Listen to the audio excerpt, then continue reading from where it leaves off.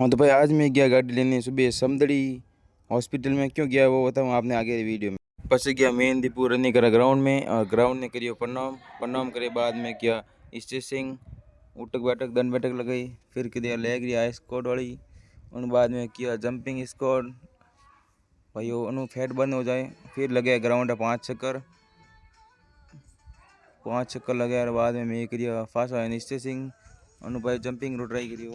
પછી દીપુ लंबी कूद में कूदियो 14 फुट और बाद में घर आने लियो 1 चम्मच मोरिंगा पाउडर और फिर पियो पानी और उन बाद में मैं लियो आड़ियो 1 चम्मच और उन बाद में कियो थोड़ो बैक और चेस्ट वास्ते वर्कआउट। પછી करियो मैं हिनोन और हिनोन करिया बाद में मैं खायो खानो खानो भाई आप देसी खानो खाओ। वन बाद में मैं गया आज गाड़ी लेने समदड़ी हॉस्पिटल में।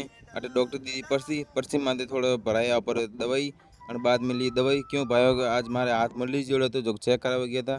પછી लायो गाड़ी में 5 लीटर टीनियो भराने पेट्रोल तक आए पीधो में अंबोरो जूस और बाद में પછી लियो शाम टाइम अभी 2 चम्मच वे प्रोटीन और प्रोटीन लिया बाद में अभी वर्कआउट करिए आज एप्सरी और बाद में अभी लगाया से सपाटा सपाटा लगाए आपकी डंबल थोड़ी फैट लॉस वास्ते और एप्सरी वास्ते अभी की वर्कआउट।